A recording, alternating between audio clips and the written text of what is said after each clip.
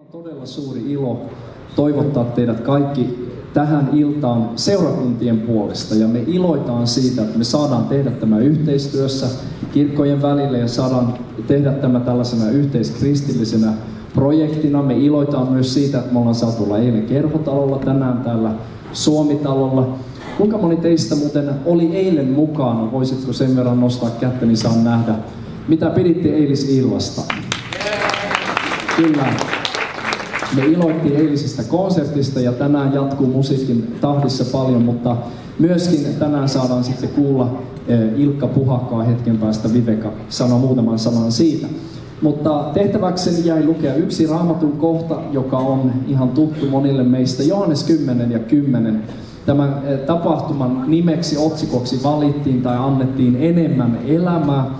Ja joku nyt saattaa ajatella, että mistä tämmöinen ajatus löytyy. No, Raamatusta löytyy monia ajatuksia, jotka on tämän tapaisia. Elämän leipä, elävä vesi ja iankaikkinen elämä, näin päin pois. Mutta yksi jae, jonka luen täältä Johannes 10:10 ennen kuin rukoilemme. Varas ei tule muuta kuin varastamaan, tappamaan ja tuhoamaan. Tämä on Jeesus, joka hän puhuu tässä vihollisesta. Mutta sitten hän sanoo, minä olen tullut tuomaan elämän ja yltäkylläisyyden. Elämän ja yltäkylläisyyden. Ja me iloitaan, että meillä on vieraat, jotka on täällä palvelemassa musiikin ja sanojen muodossa, jotka tarjoaa tätä elämää, Jeesusta, teille kaikille ja meille kaikille. Ja tähän alkuun pyydämme Jumalan siunausta ja sitten kohta toivotamme tervetulleeksi meidän vieraamme. Mitä jos Viveka, sinä rukoillaan, kyllä. Rakas taivaallinen Isä, me tiedämme, että sinä olet täällä kanssamme. Sinä olit eilen meidän kanssamme ja saamme tuntea sun läheisyyttä ja läsnäoloa. Pyydämme sitä tänään taas.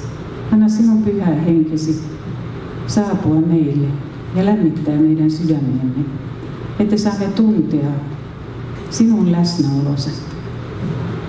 Kiitos, että opastat meidät eteenpäin tällä polulla, jonka kuljemme täällä. Ja missä tahansa kuljemme, niin sinä olet aina mukana. Kiitos, että saamme tietää ja tuntea sinun hyvyyttäsi ja rakkauttasi. Aamen.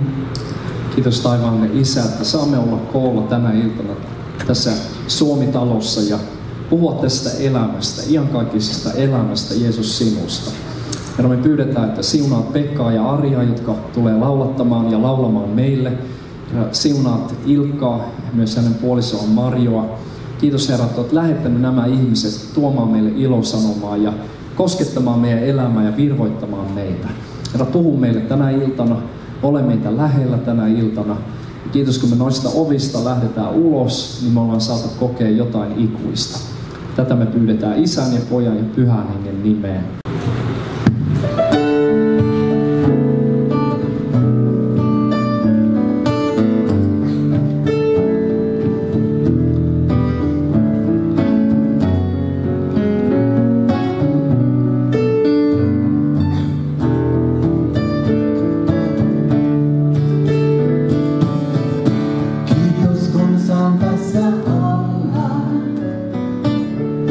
Kiitos kun saan levähtää.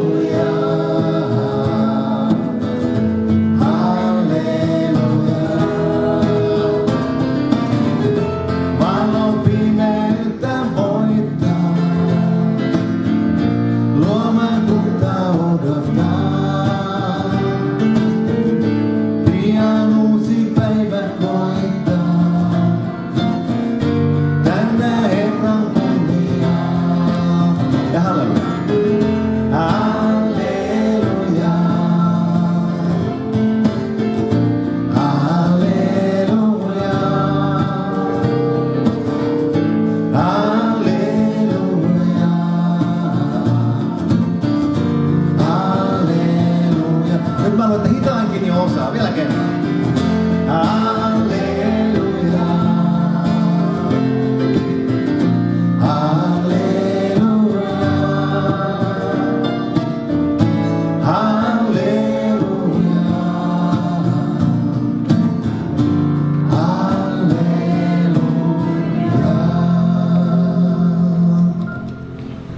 Me perustettiin bändi. Annettiin sen nimeksi Alabasteri. Onkohan täällä joku niin vanha, joka on kuullut Alabasteria joskus? Joku käsi, ei ole totta. Me oltiin tosi huonoja, semmoinen 4 hengen kvartetti. Ainoa, joka meistä osasi soittaa, oli meidän kitaristi. Ja hän keksi meidän bändille aivan loistavan moton. Ja se motto meni näin. Ennen konserttia pelottaa ja konsertin jälkeen hävettää. Aika kova motto. Mutta meillä oli hyviä lauluja. Tämä oli yksi Alabasterin laulu, ja jota me silloin kovasti laulettiin. Toinen semmoinen laulu, mikä voitaisiin tähän alkuun ottaa, saattaa olla teille tuttu. Nimittäin silloin innostuttiin tai meiltä pyydettiin Anna-Mari Kaskisen kanssa, joka oli siis tämä runoilija. Meitä pyydettiin tekemään musikaali. Ja me tehtiin musikaali nimeltä Liekit musikaali. Onko täällä joku niin vanha, että ollut katsomassa Liekit musikaali? Vai nuo vanhukset istuu tuossa eturivissä? Joo. Ja Liekit musikaali, se kaikkein tutuin laulu löytyy tästä vihosta. Oli oikein hauska nähdä, mitä tästä löytyy. Mikäs on numero? Lauletaan tämä Sydän kun auki on. Tänään näin nousta.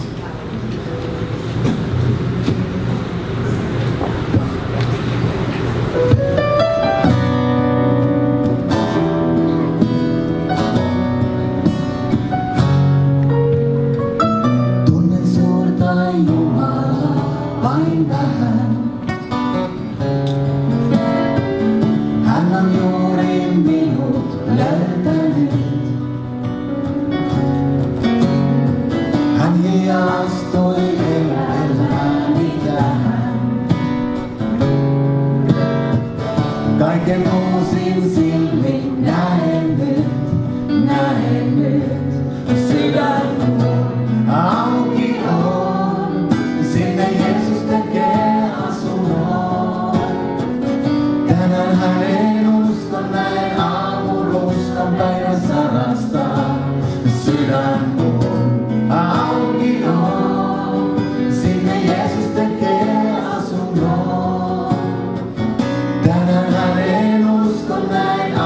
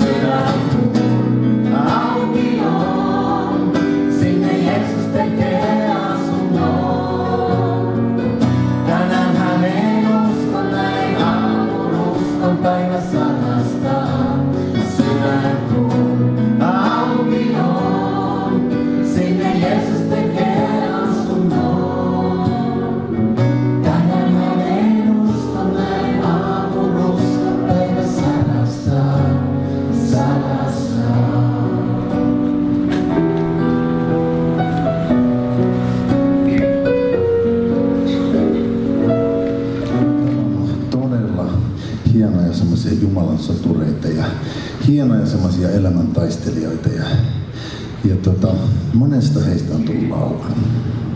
Mä vuosi sitten sain käydä Tansaniassa, Itä-Afrikassa, ja siellä mä kohtasin erään semmoisen ihmisen, jota mä kunnioitan. Tiesittekö, aikanaanhan lähti 12 apostolia, nuoria miehiä. Ne lähtivät viemään tätä evankeliumia. Ambomaalle lähti Suomesta 1870 tusinan verran nuoria miehiä. Tänä päivänä lähtiöistä, 12 lähtiöistä 10 on naisia. 2 vain on miehiä. Meillä on kiire tehdä rahaa tai uraa. Ei ne ehdi tai ne ei uskalla. Naiset menee. Siellä keskellä viidakkoa on Ilempulan kaupunki. Ja Ilempulan kaupungissa on sairaala, jota johtaa suomalainen lähetyslääkäri Leena Pasala. Loistava, hieno nainen, suomalainen nainen. 30 vuotta hän on tehnyt työtä siellä. 30 vuotta keskellä viidakkoa, keskellä vaikeita AIDS-aluetta. Et sinä sinne veisi lastasi. Kyllä Amerikan terveyskeskukset ongelmistaan huolimatta on 1,000,000 kertaa parempi, mutta se on niiden ihmisten sairaala. Leena näytti sitä sairaalaa. Mulle jäi mieleen esimerkiksi sellainen kohtaaminen. Pieni, ehkä 6-vuotias poika käveli meitä kohti. Ja Leena pysäytti sen pojan, kumartui, rutisti ja kysyi, miten sä voit. Kuunteli rintaa, silitti tukkaa ja poika lähti hymyillä jatkaa matkaa. Ja Leena sanoi, että katsokaa tuota poikaa. Hänkin sai AIDSin äidiltään syntyessä. Olemme kaiken mahdollisen tehneet, mutta emme mitään voi. Kohta me menetämme tämän pojan. Minä katsoin pojan perään ja tuntui pahalta. Mä olin kuitenkin iloinen siitä, että se poika sai lyhyen elämänsä viimeiset päivät viettää Leenan sairaalassa. Sai kokea, että joku oli tullut jostakin kaukaa, jotta saa silittää, jotta saa rakastaa. Ja eikö siitä ole kyse uskossakin? Joku tuli kaukaa sieltä rikkaudesta tähän meidän kurjuuteen. Minä olen tehnyt tälle Leenalle laulun. Tämä on mulle sellainen hirveän tärkeä laulu. Ja mä toivon, että sä ymmärrät, mitä mä ajan takaa. Tämä laulun nimi on Toisen maailman ääni. Hei ystävät, on olemassa se toinen tapa elää. On olemassa se toinen maailma ja sen toisen maailman ääni, jonka voi kuulla tämän metelin keskellä. Toisen maailman ääni.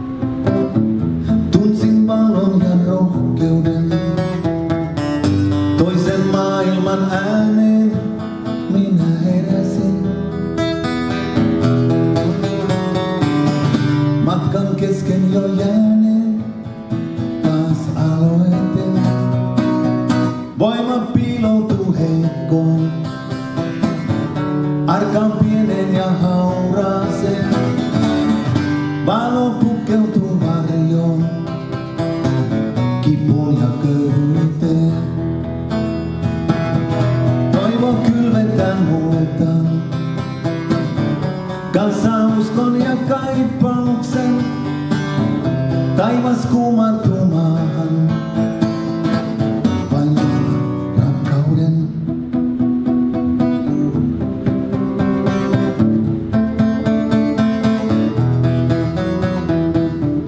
Eivät siirtyneet vuoret, jotain liikahti kuitenkin. Hiljaa murtuivat kuoret, joita sieluuni kasvatin. Syttyi sirpaleet soimaan, kielipykkä sai sävelen siihen Jumalan voimaan. Tartun kiinni kuin janoinen, toisen maailman ääni on niin hiljainen. Tahdon painaa vain pääni ja kuulla sen. Voima piiloutuu heikkoon, arkaan pienen ja hauraaseen. Valo pukeutuu varjoon, kipuun ja köyhyyteen. Toivon kylvetään multaan, kanssa uskon ja kaipauksen. Taivas kumartuu maahan, vain tiellä rakkauden. Tiellä rakkauden.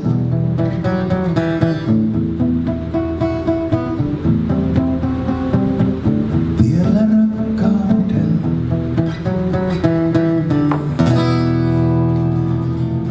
Yksi kaiken antoi omastaan, kaiken voitti rakkaudella. Yksi meitä kutsuu kulkemaan, aina hänen seurassaan. Kristus kuoli vuoksi jokaisen, leivän mursi meitä siunaten. Meidät liittää puun elämän, antaa meille tehtävän. Ja nyt kaikki varmaan osaa. Sama vettä jaloinen saa, sama tähden polttoaa. Vesi kirkkain, kaiken janon sammuttaa. Sama voima rakkauden, syli sulkee jokaisen. Matka jatkuu, matka kohti Jumalaa. Matka jatkuu, matka kohti Jumalaa. Jatkamme Arjan ja Pekan kanssa sillä tavalla, että me yhdessä viedään tätä iltaa eteenpäin ja he laulaa välissä ja minä jatkan sitä juttua. Ja pakko sanoa jo tässä sellainen kainopyyntö, että ja Arjan Pekan jälkeen niin jättäkää ne taputukset nyt pois, nimittäin saatan herkästä hetkessä luulla, että taputittekin minun. Tulee se, että tämä menee tällä tavalla yhdessä eteenpäin. Minä olen joskus, se kyllä menee sinne 90-luvun puoliväliin ja sen jälkeen, niin minä tuolla Venäjällä Nizhny Tagil -nimisessä paikassa Uralin vuoren Aasian puoleisella alueella 3 vuotta olin semmoisessa KGB:n erikoisvankilassa Raamattu koulurehtorina. Siis mä olin KGB:n erikoisvankilassa. Niitä on 2 Venäjällä. Ja se on näille henkilöille sen takia, että niitä ei voida normaalivankiloihin laittaa, koska heidät tapettaisiin siellä. No minä kävin siellä säännöllisesti ja käsittääkseni olen maailman ainoa KGB:n raamattukoulun rehtori. Ketään kollegaa ei ole vielä ilmoittanut yli näiden vuosien jälkeen, mutta mä kävin myös siellä Nizhny Tagilin kaupungissa. Se oli siis Neuvostoliiton aikana tällainen salattu, suljettu kaupunki. Sitä ei ole kartassa, sitä ei ole olemassa. Sinne ei ulkopuolelta pääse ja siellä kaupungissa asuvat eivät taas ilman erikoislupaa päästä sieltä pois. Se johtui siitä, että virallisesti siellä on isot mainokset, siellä rakennettiin raitiotievaunuja, mutta todellisuudessa jos siellä kurkkasi siitä raosta sinne teollisuusalueelle, niin siellä rakennettiin panssarivaunuja. Se oli siis tämmöinen sotateollisuuskaupunki. Siellä kaupungissa niin mä tutustun myös eri seurakuntiin, uskoviin ryhmiin, mutta erilaisista ne ei edes tiedä, onko se syötävä vai juotava, että mä en sitten sen kummemmin esittäytynytkään, mutta siellä oli erilaisia kristillisiä ryhmiä, joiden parissa me myös tehtiin vähäsen työtä, vaikka se päätyö oli siinä vankilassa. Niin mä eräässä seurakunnassa kiinnitin muutamiin asioihin huomioita, se oli niin silmään pistävää. No, ensinnäkin kun miehet tulivat uskoon ja tekivät parannuksen, niin se näki heti siinä, että ne otti kravatin pois. En sano mitään. Mutta siis kravatti pois, koska ne ajatteli, että kravatti on maailmallisuuden merkki, ja kun ihminen tulee Herran tielle, niin se luopuu maailmasta, eli kravatista. Aika helppoa. Toinen sitten juttu oli, minä huomaan, että täällä on parannuksen paikka meillä molemmilla. Toinen oli sitten miehillä näkyi se, että paidan ylänappi laitettiin kiinni. Koska jos se oli auki, niin se oli riettauten merkki. Ja näin siellä tehtiin parannusta. Ja sitten niillä oli tällainen niin kuin, vaalea puku. Ja minulla ei ole tähän päivään mennessä selvinnyt, miksi niillä sitten oli kumikengät. Siis mä en todella tiedä miksi. Mutta se oli mies, kun tuli uskoon ja luopui synnistä. Se näkyy siis kravatti pois ja ylänappi kiinni ja näin. Ja sitten tietysti se näkyy myös ilmeessä ja olossa. Iloisista miehistä tuli aika synkkiä. No naisilla oli aivan valtavat määrät, paljon enempi näitä juttuja. Se lähti tältä huivista ja hameista ja niiden mitoista ja kaikesta muusta ja kaikella tavalla niin kun riisuttiin kyllä niin tämmöinen maallinen kauneus ja kaunistautuminen pois. Ja mä muistan, kun ne kerran tuli sanomaan minulle, että Ilkka, että Tamara on tullut uskoon. Mä sanoin, että ei tarvitse kertoa, mä näin sen. Nimittäin Tamara oli ennen älyttömän kiva ja iloinen ja naurava. Kaunisti itsensä, jota oli miellyttävä katsoa. Nyt hän ei ainakaan sillä puolella kunnostautunut. Eli se synti oli jotakin tällaista ulkonaista. Me suomalaiset vähän nauretaan nyt niille nishnitakidilaisille, niin me vähän huomaamatta nauramme itsellemmekin. Meillä on näitä samoja juttuja. Meidän historiamme on hiusmuodista alkaen tai huiveista ja puvuista ja leikkauksista, puvun leikkauksista alkaen niin kuin määritelty eri porukassa aina, mikä on oikein ja mikä on väärin. Ja se on tahattomasti tullut ympäristölle sellainen käsitys siitä, että synti, kun siitä puhutaan, niin se on joku asia, joka näkyy, ja se on joku asia, joka pitää tehdä oikein, että se synti niin kuin poistuisi. Ja sitten nyt kun mennään tänne suomalaiskansalliseen identiteettiin, niin meillä myös on hirveän syvästi sellainen, että siihen liittyy aina joku sellainen, että on huono omatunto ja syyllisyys. Ja jos sitä ei ole, niin se kyllä täytyy keksiä. Se on tavallaan kristillisyyden mitta. Nyt kun me Raamatusta käsin katsotaan tätä samaa asiaa, se näyttäytyy aivan toisenlaiselta.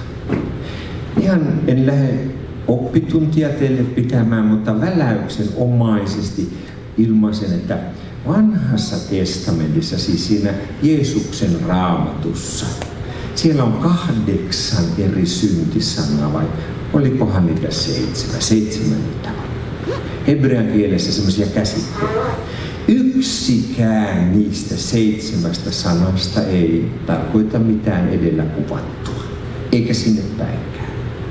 Mä en niitä siellä 7 lähde käymään läpi, mutta mä otan pari esille. Toisen ihan vaan mielenkiinnon vuoksi. Se ei liity tähän illan juttuun yhtään mitenkään, mutta sanon vaan. Yksi siellä on semmoinen sana hebreassa kuin avon. Se tarkoittaa kasvojen ilmeitä. Se on muuten eräs niistä 7 yksi käytetyin sana. Se tarkoittaa kasvojen ilmeitä. Meille se tarkoittaa, jos me käännettäisiin oikein, se tarkoittaa semmoista ilvehtelemistä. Tiedättekö?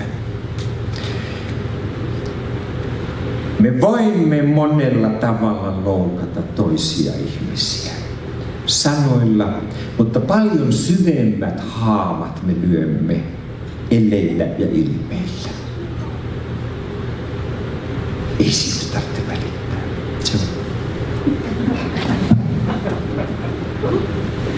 Ja tällä tavalla ilvehtimällä ja viestittämällä sanatonta viestiä toisen arvottomuudesta, niin me teemmekin sen Raamatun mukaan syntiä. Siellä puhutaan tällaisesta. No, sitten tänään sukulaissanoja siellä on paljon ja tällä tavalla. Mutta se Vanhan testamentin ja Jeesuksen suussa ja hänen omissa puheissaan, se kaikkein niin kuin semmoinen merkittävin syntisana, se tarkoittaa väliseinää. Se tarkoittaa muuria. Se tarkoittaa sitä, että ihmisen ja Jumalan välille on tullut semmoinen väliseinä, muuri, tuohon, joka erottaa meidät. Siis suomeksi yhteys on poikki. Ei ole yhteyttä. Ja sitten se tarkoittaa myös sitä, että meidän ihmisten välillä, minun ja sinun tai meidän välillä, meillä menee yhteys poikki. Se on synnin seurausta. Sillä tavalla, että yhteys vaan häviää. Tai se rikotaan. Se säväyttää. Silloin puhutaan Raamatussa äärettömän vakavasta synnistä. Siellä sanotaan, Jeesus kun opettaa näistä, mä viittaan kohta myöhemmin, kun hän puhuu siitä, niin Jeesus kun sanoo, että on mennyt yhteys Jumalan kanssa poikki, niin Jeesus puhuu siitä, että se on niin sanottu kadottava synti. Se ei kadotukseen. Sitten se tavallaan tässä meidän ajassa se seuraus on siitä, että menee niin kuin välit toisten kanssa poikki. Ja sitten voi itsensä kanssa mennä kanssa välit poikki. Itsensä kanssa joutuu niin hukkaan, että ei enää oikein tiedä, kuka minä olen ja mistä tulen ja mihin menen. Yhdestä kaverista Suomessa kerrottiin, että hän joutui kerran itsensä kanssa niin hukkaan, että hän soitti toiselle ja kaverille ja kysyi, että missä te olette. Sitten ne kerrotaan, missä ne on. Sitten hän kysyi, onko minäkin siellä.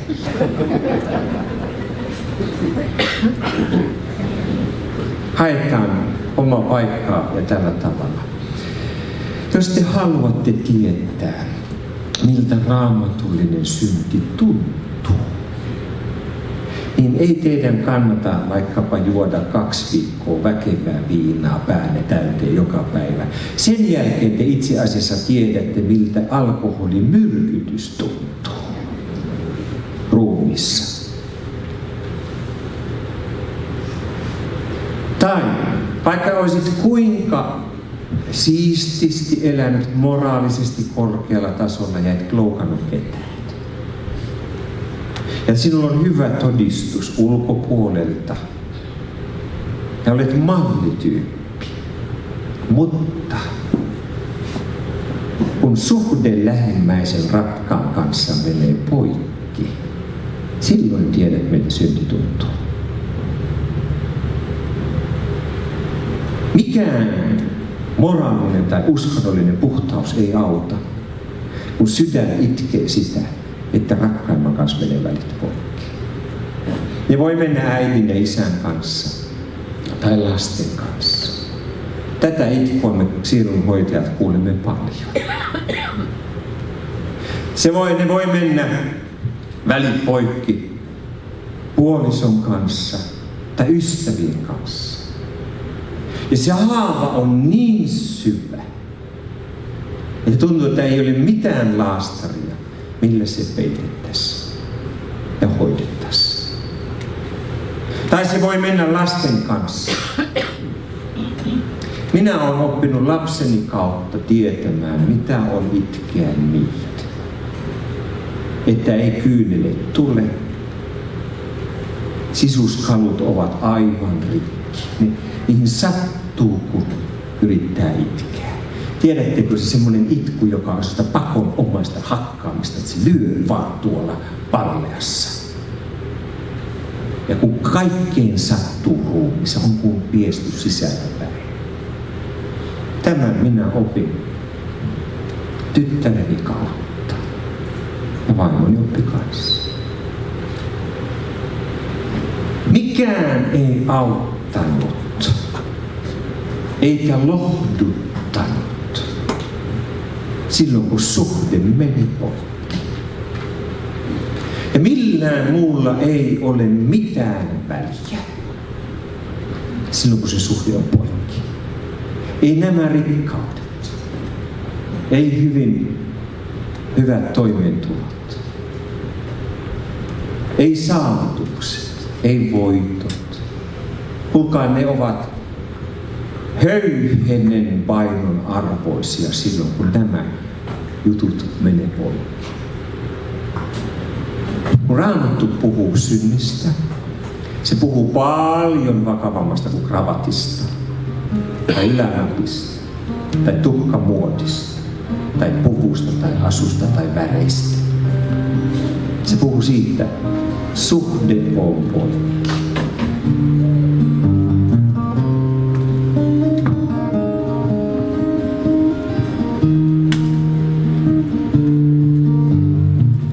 Toisenlainen tie on vierellämme jossain, vaikka sitä aina huomaa emme. Mieli nöyrä löytää sen, se on polku hiljainen, ja se vastaa kaipuuseen sydäntemme.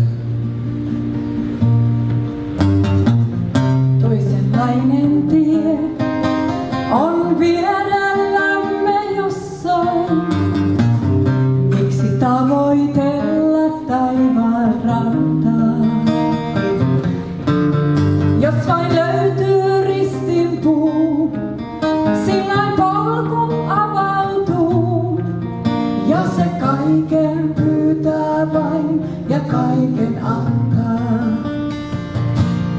Koskettaa, jos vain saa, valo mustaa maisemaa. Silloin tie paljastuu ja sumu haihtuu. Sydämeen ahtaaseen, Herralle jos tilaa tee. Silloin vihamieskin veljeksi vaihtuu.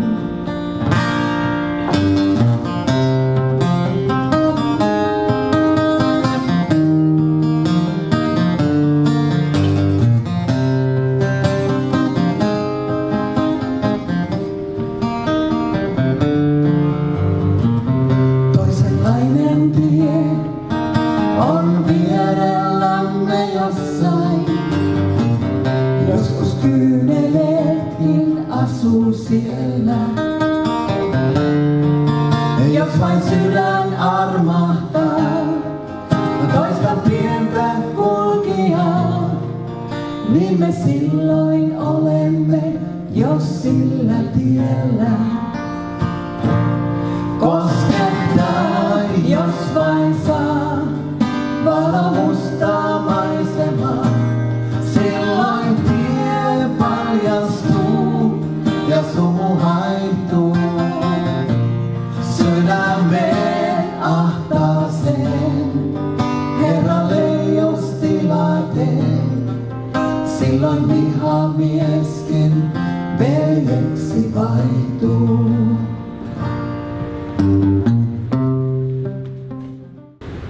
Esimerkiksi Efesolaiskirjeen luvussa 2 jakeessa 14. Hän kirjoittaa tällä tavalla. Kristus on meidän rauhamme. Hän on tehnyt nämä kaksi ihmisryhmää yhdeksi ja kuolemallaan hajottanut niitä erottaneen vihollisuuden muuri. Ja sitten hän jatkaa tästä asiasta. Siis Kristus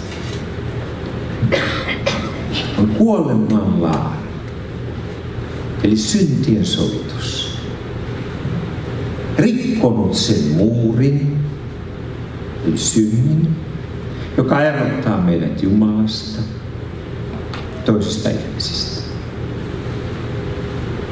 Hän on tehnyt siihen aukon, muurin, ison aukon, jotta voidaan löytää yhteys. Ehkä tänä päivänä kaikkein vakavin tämmöinen muuri, mikä kansakuntien välillä, tai ainakin julkisuudessa eniten tiedossa oleva tällainen muuri, joka erottaa kansakuntia, on tällä hetkellä Israelissa. Siellä on juutalaisia, arabeja, palestiinalaisia, nekin on arabeja. Ja niiden väliin on kasvanut muuri. Mä tiedän tämän sen takia, että me teemme työtä näiden ihmisten kanssa. Me tunnemme nämä ihmiset molemmilta puolilta. Meidän arabin nuoret, siis nuorten, me tehdään työtä lasten ja nuorten kanssa, myös perheiden. Niin arabin nuoret sanovat sillä tavalla, että he ovat äidin maidosta imenneet vihan juutalaisia kohtaan. Se on heidän identiteetti, olemus. Sen takia tämä maailma on vaikea ymmärtää, että se ongelma on vihaa. Ne itse sanoo näin. Avoimesti. Ja meidän juutalaiset nuoret sanoo samaan. Ja meidän kristityt, messiaaniset juutalaisnuoret, sanoo, että he ovat saaneet kasvaa kodissa, jossa tätä vihaa ei ole. Mutta kun he menee kouluun, lastentarhaan, kouluun ja armeijaan, niin se täyttää heidät se viha. Armeija kohtaan. Siellä on muuri kasvanut. Ja se kasvatetaan äidin maidosta jokaisen lapsen sydämeen toista kohtaan, joka erottaa nämä ihmiset toisistaan. Tämä on synti. Se muuri on synti. Ja tästä nyt Paavali kirjoittaa, että pakanoiden ja juutalaisten välillä ja näiden välillä Jeesus on tullut murtamaan tämän muurin. Meidän nämä nuoret, joiden kanssa me tehdään työtä, tai me tuetaan sitä työtä vaimoni kanssa ja ollaan mukana sitä kautta, mitä sillä heidän parissaan tehdään. Meidän juutalaisnuoret, ne ovat messiaanisia kristittyjä, nuoria ja messiaanisten kristittyjen seurakuntien kanssa toimivat. Niillä on aivan normaali viikko-ohjelma, ne kokoontuvat yhteen ja ne laulaa. Ja me uskon, että no täällä mä uskon, että tanssi. Se on vähän sellaista yhdistystanssia. Sitten Raamattu-opetusta ja auttaa paljon ihan normaali toimintaa.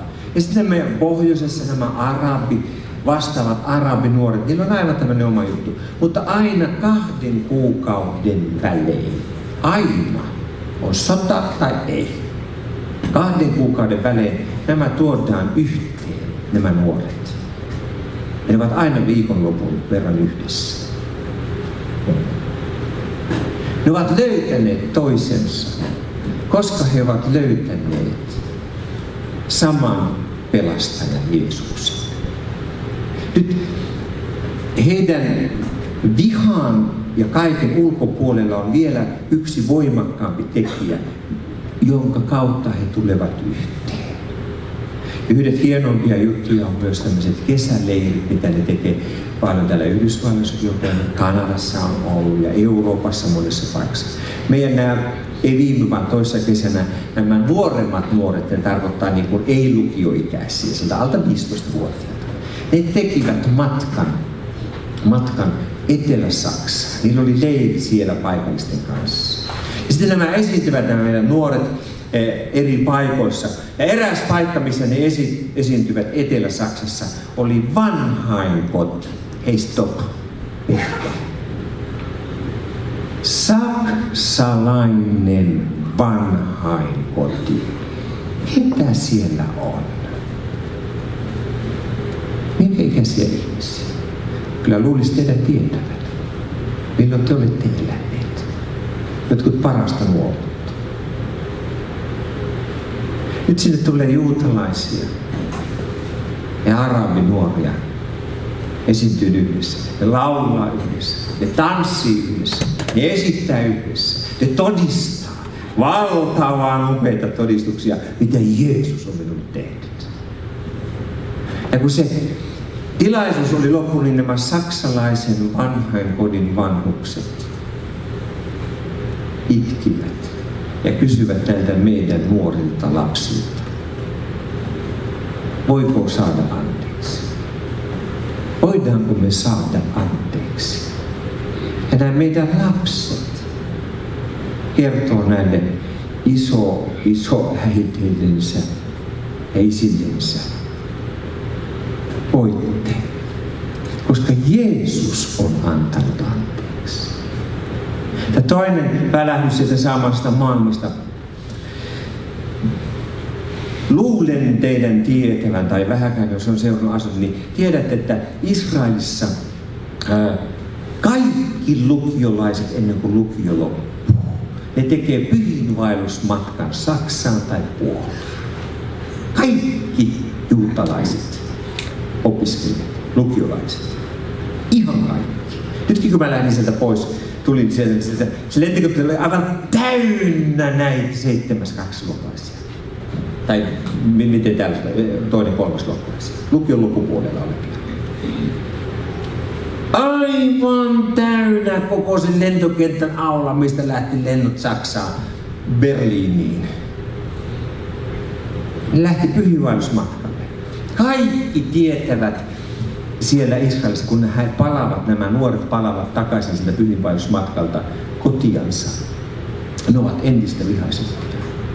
Ne ovat entistä katkeampia. Nämä pyhiinvaellusmatkat päätyvät useimmiten Auschwitziin, Puolaan tai Birkenau tai jonkun vastaavaan keskitysleiriin. Ja kun nämä nuoret menee sinne ja näkee, mitä heille on tehty ja heidän esivanhemmilleen, niin se viha vaan kasvaa. Ja yksi saksalainen tyttö Jerusalemissa, 15-vuotias tyttö, kärsi tästä, hän asui siellä. Hän kärsi aivan hirveästi, hän häpeäsi, hän tunsi hirvittävää syyllisyyttä ja häpeää ja alamittaisuutta sen takia, että hän on saksalainen. Ja nämä ystävät, kun tulee sieltä, niin hän oli vielä alempi. Ja hän päätti tehdä asian eteen jotain. Hän kokosi näitä kristittyjä, juutalaisia, israelilaisia nuoria, vei ne Saksaan 2 viikoksi ja asui siellä perheessä. Ja tiedettiin, että osa oli näissä natsiperheessä. Ja kun 2 viikkoa oli mennyt ohi, niin he tekivät matkan Auschwitziin, siis sinne Puolaan. Ja he tekivät saksalaisnuorten kanssa matkan sinne Auschwitziin. Ja kun he tulivat Auschwitziin, he kulkivat sen Auschwitzin leirin läpi sillä tavalla, että juutalaisella, israelilaisella nuorella oli toisessa kädessä Israelin lippu. Toisessa kädessä hänellä oli saksalaisen nuoren käsi. Saksalaisella nuorella oli israelilaisen nuoren käsi ja toisessa kädessä Saksan lippu. He kävelivät Auschwitzin läpi. Ja hiljaisuus oli syvempi kuin koskaan, kun ihmiset näki. He päättyi sinne polttokammioon, kaasukammioon, jossa he menivät rinkiin ja yhdessä lauloivat Israelin kansallislaulun Hatikva, toivo. Miksi? He olivat löytäneet enemmän kuin vihan. He olivat löytäneet enemmän kuin katkeruuden. He olivat löytäneet jonkun, joka tämän yli tai läpi yhdisti heidät. Jeesuksen Kristuksen, rauhan ruhtinaan. Kaltereiden takaa kasvot ihmisenä. Itku tyrmän onkaloista kaikuu pimeään. Ja rauhattomaan unensa hän nukkuu. Kuka huomispäivän jälleen takaisin tois? Ihmisarvo myydään tänään halvalla pois. Ja avun huudot kyynelkaasuun. Lasittuneen silmin äiti etsii lapsiaan. Häneltä on sota kaiken vienyt mukanaan. Ja miehensä hän kaatuneen kuuli. Kädet, joiden luoja kerran käski rakastaa, Levittävät vihaa, aiheuttavat kuolemaa. ja raunioissa vain keroi tuuli. Ja hän on pyyhkivä kaikki kyyneleet heidän silmistään. Eikä kuolema ole enää oleva, eikä itkua, eikä parkua, eikä kipua ole enää oleva. Sillä kaikki entinen on mennyt. Ja hän on pyrkivä kaikki kyyneleet heidän silmistään. Eikä nälkää ole enää oleva, eikä jotoa, eikä sotia, eikä vihaa ole enää oleva. Sillä kaikki entinen on mennyt.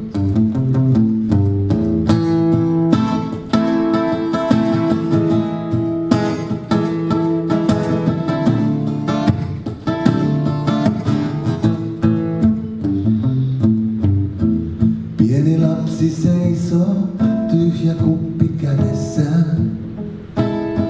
Siinä kaikki eväät, jotka hän sai elämään. Aurinko laskeutuu hiljaa. Ehkä ensi vuonna jälleen sateita on. Ehkä ensi vuonna ruoho peittää aavikon. Ehkä ensi vuonna saamme viljaa. Ja hän on pyrkivä kaikki kyyneleet heidän silmistään. Eikä kuolema ole enää oleva, eikä itkua, eikä parkua, eikä kipua ole enää oleva. Sillä kaikki entinen on mennyt. Ja hän on pyrkivä kaikki kyyneleet heidän silmistään. Eikä nälkää ole enää oleva, eikä janoa, eikä sotia, eikä vihaa ole enää oleva. Sillä kaikki entinen on mennyt.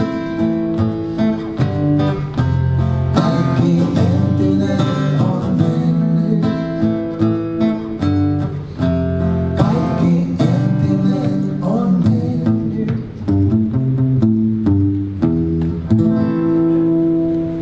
Me puhumme tällaisista uskon keskeisistä asioista ja uskon keskeistä olemuksesta. Ei me puhuta ollenkaan sellaista uskonnollisuudesta tai uskovaisuudesta tietyn tyyppisestä. Se on aivan meidän isiemme ja äitiemme ja joidenkin semmoinen keksintö. Ei, kun me menemme kuuntelemaan syvälle suoraan Jeesusta, niin puhutaan jostakin tällaisista asioista, että syntyy yhteys, jota kutsutaan pelastukseksi. Kun Jeesus puhuu vertaustensa kautta, hän yleensä puhuu ne tärkeimmät asiat sitä kautta, koska ne kuulijat ymmärsivät ne vertaukset. Meille se on selityksen takana. Nyt kun hän puhuu muun muassa näistä asioista, niin hän käyttää valtavan tuttua, meille tuttua vertausta tuhlaajapojasta. Mutta kun nämä Lähi-idän ihmiset tänä päivänä kuulevat tämän saman vertauksen, he kuulevat siinä jotakin muuta, mitä me. Ne nimenomaan kuulevat siinä, että Jeesus puhuu siinä isästä, joka on menettänyt yhteyden nuorempaan poikaansa, joka eli ikään kuin julkisyntisesti, ja vanhempaan poikaansa, joka eli jumalisesti. Mutta isän ongelma oli prikulleen sama suhteessa kumpaankin, yhteys poikki. Ja tämä oli isän suurin suho, yhteys poikki. Ja tämän kautta, kun Jeesus puhuu pelastuksesta, niin hän puhuu siitä, että syntyy yhteys. Syntyy yhteys Isän Jumalan ja meidän välillä. Ja hän kertoo sen niin, että hän on sen yhteyden tekijä. Sen yhteyden aikansa. Paavali tietäen tämän kaiken kertoi, että Jeesus tuli ja mursi sen vihollisuuden muurin, joka on rakentunut meidän ja Jumalan välille. Ja meidän ja ystäviemme välille. Tai kanssa ihmisten välillä. Ja nyt pelastuksesta ja uskosta ei ole kysymys siitä, miksi me muutumme. Ei. Sitä oppia on meille opetettu vuosikymmenet. Nyt se sanoo laittaa pois, jos me kuuntelemme Jeesusta. Pelastuksessa ja uskossa on ytimeltään kysymys siitä, että ihminen löytää yhteyden Jeesuksen kanssa. Ja sitä kautta yhteyden Jumalan kanssa. Tätä kutsutaan pelastukseksi. Ja sitten siellä on semmoisia ekstra bonuksia. Ei aina pelaa, mutta joidenkin kohdalla ne pelaa. Ja ne ekstra bonukset on sitä, että syntyy yhteys lähimmäisten kanssa, niiden kanssa, joiden kanssa se on mennyt poikki. Nimittäin sielläkin se yhteys syntyy sen anteeksi antamuksen kautta. Niin kuin tämä isäyhteyskin. Kuunnelkaapa tuttuja sanoja, mitä Jeesus sanoo, mutta uusilla korvilla. Jeesus puhuu ilmestyskirjassa siinä alussa Johanneksen suun kautta. Nimenomaan Jeesus puhuu. Ja hän sanoo muun muassa siellä tällä tavalla ilmestyskirjassa luvussa 3 jakeessa 20. Sillä sanotaan näin, että katso, minä, Jeesus, seison ovella ja kolkutan. Jos joku kuulee ja avaa tämän oven, niin minä käyn sisälle. Ja me aterioitsemme yhdessä, sinä ja minä. Mitä hän sanoi? Katso, minä seison ovella ja kolkutan. Kaikki vanhat viisaat kristityt opettavat ja jopa toiset raamatut sen myös kääntävät sillä tavalla, että se on sydämen ovi. Katso, minä seison sydämen ovella ja kolkutan. Jos joku kuulee, siis ei hän, joka ei kuule, vaan jos joku kuulee. Mitä? Se kolkutuksen. Mitä se on? Se on Jumalan puhetta. Se voi olla elämän kautta, elämän kohtaloiden kautta. Se voi olla sairauden kautta, se voi olla ilon kautta. Se voi olla näiden laulujen kautta. Se voi olla minun puheeni kautta. Se voi olla Raamatun lukemisen kautta. Tajuaa, että nyt puhutaan minulle. Nyt minut on napattu kiinni. Vaikka kuinka näyttää sulostoista kasvua, niin sisällä tietää, että se olen minä. Jos siis joku kuulee ja avaa oven, siis mitä se sanotaan? Minä en tuu väkisin karmit niskassa sinne sun elämääsi. Ei tarvitse pelätä.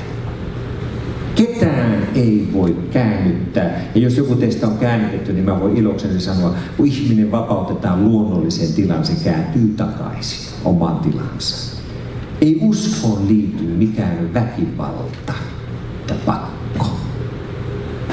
Vaan jos joku kuulee ja avaa sydämen, niin minä, Jeesus, käyn sinne minne? Sinun elämäsi sisälle. Ja nyt tulee sitten niiden hänen kuulijoiden korvissa ne tärkeimmät sanat. Ja me syömme yhdessä. Nimittäin koko vanha testamentti ja koko se Lähi-idän kielet, ne seemiläiset kielet. Siellä kaikkein suurin, merkittävin, lämpimin, syvintä ystävyyttä osoittava ystävyys on, kun syödään yhdessä. Ja montaa tuntia. Jos sinä haluat turvapaikan vihollisesi luolla Lähi-idässä, mene hänen telttaansa ja syö. Vihollinen ei koske sinua, vaan hän on silloin vieraanvaraisuussääntöjen alla. Ja kun sinä lähdet, niin säännön mukaan ne odottaa tietyn matkan, että sä oot kulkenut, sitten kyllä lähtee sun perässä. Mutta siis tämä ateria tarkoittaa sitä, että se on syvin, se on merkittävin, se on pysyvin yhteys, mitä on. Ja tätä Jeesus sanoo. Hän sanoo tämän toisellakin kielellä tavalla. Hän sanoo siellä Johanneksen evankeliumissa näin, että rauhan minä jätän teille, minun rauhani, sen minä annan teille. En minä anna teille niin kuin maailma antaa. Tämä rauha-sana tarkoittaa myös yhteyttä. Se tarkoittaa myös eheyttä ja rauhaa, mutta yhteyttä. Yhteyden minä annan teille. Siis, kuunnelkaapa uudestaan. Katso. Minä seison ovella ja kolkutan. Jos joku kuulee ja avaa oven, niin minä käyn sisälle. Ja me aterioitsemme yhdessä, sinä ja minä. Siis olemme syvimmässä ystävyydessä. Sanoi Jeesus. Miten tämä voidaan tehdä? Monta tapaa. Yksi oikea monista oikeista tavoista on yksinkertaisesti rukoilla ja sanoa, että täällä minä. Venäjän vankiloissa niiden vankien kanssa, kun ei oikein tiedä, niin mä opetin tämmöisen rukouksen, että täällä minä yksi miesvankien kanssa. Tahdon avata sinulle sydän.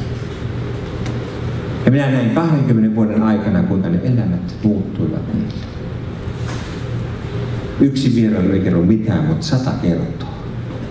2 vuoden aikana, 20 vuoden aikana. Nyt me voimme tehdä niin, että jos joku kuulee, siis et sinä, joka et kuule, vaan sinä, joka kuulet ja tiedät, että nyt on muurin murtopäivä minun ja Jumalan välillä. Ja sinä tajuat, että se murtaja on siellä toisella puolella ja haluaisi tulla sun sydämeen. Niin sinä voit rukoilla nyt minun kanssa. Ja koska me olemme suomalaisia, niin tehdään se suomalaisella tavalla.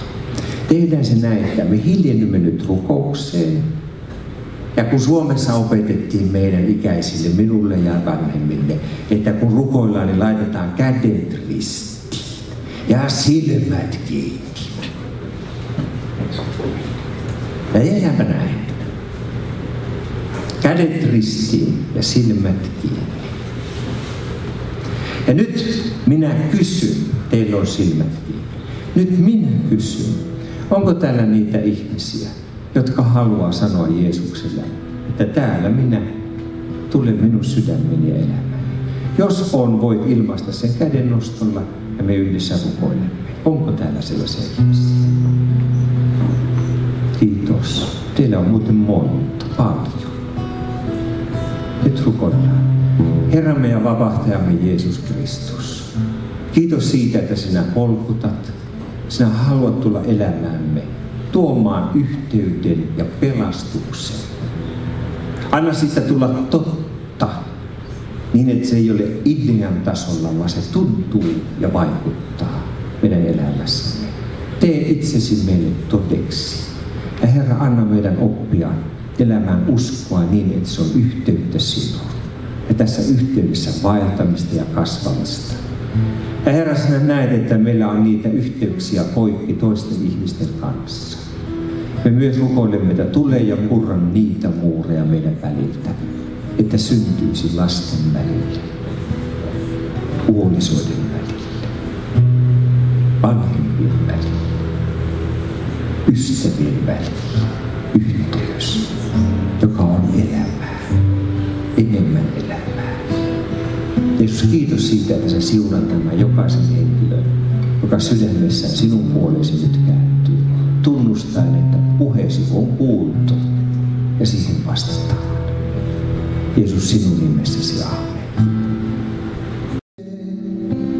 Yhden eksyneen, juokseekohan vielä meitä vastaan, kun tuhlaajan näkee palaavan.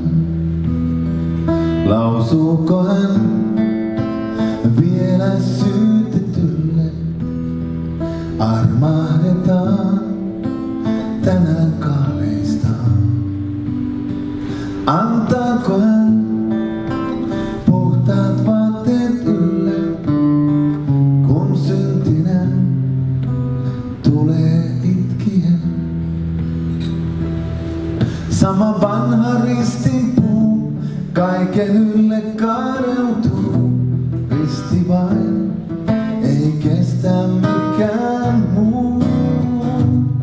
Ei ole muuta pysyvää, jälkemmekin häviää, risti vain jäljelle jää.